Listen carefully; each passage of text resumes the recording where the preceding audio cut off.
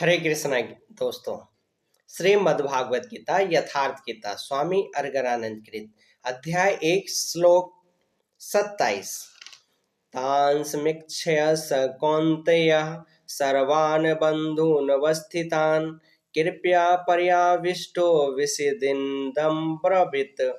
इस प्रकार खड़े हुए उन संपूर्ण बंधुओं को देखकर अत्यंत करुणा से आवृत हुआ कुंती पुत्र अर्जुन शोक करता हुआ बोला। अर्जुन शोक करने लगा क्योंकि उसने देखा कि यह सब तो अपना परिवार ही है। अतः बोला। अर्जुन उवाच। श्लोक 28। दृष्ट्वेम स्वजनं कृष्ण युयुत्सुं समुपस्थितं सिन्दन्ति मम गात्राणि मुखं च पृश्यति वेपतु सच शरीरे में रोम हर्ष जायते।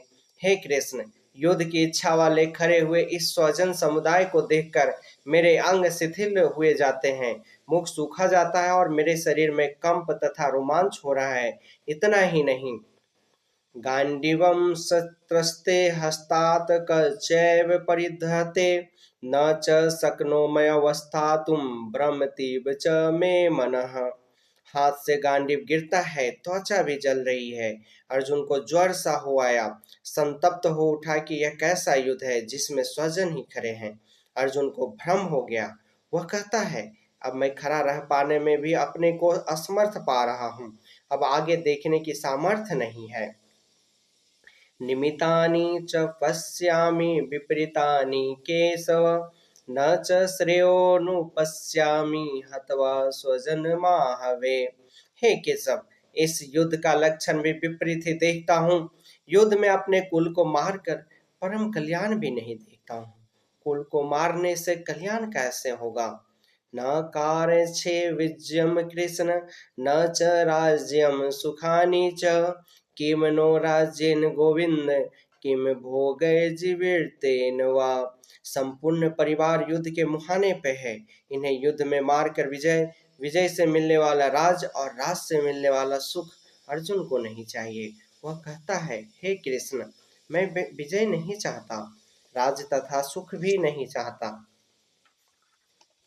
गोविंद, हमें राज या भोग अथवा जीवन से भी क्या प्रयोजन है? क्यों इस पर कहता है? ये सामर्थ्ये कारंचितं नो राज्यं भोगा सुखानि च त इमेव स्थिता युद्धे प्राणशस्त्र त्यक्त्वा धनानि च।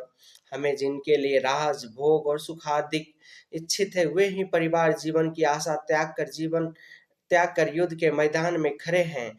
हमें राज इच्छित था तो परिवार को लेकर, भोग सुख और धन की पिपासा थी तो स्वजन और परिवार के साथ उन्हें भोगने की थी। किंतु जब सब के सब प्राणों की आशा त्याग कर खड़े हैं तो मुझे सुख राज या भोग नहीं चाहिए। यह सब इन्हीं के लिए प्रिय थे। इनसे अलग होने पे हमें इनकी आवश्यकता नहीं है। जब तक परिवार रहेगा तभी तक ये वासनाएं भी रहती हैं।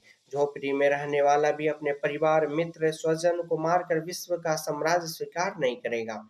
अर्जुन भी यही कहता है कि हमें भोग प्रिय थे, विजय भी प्रिय थे, किंतु जिनके लिए थे जब वे ही न रहेंगे तो भोगों से क्या प्रयोजन? इस युद्ध में मारना किसे है?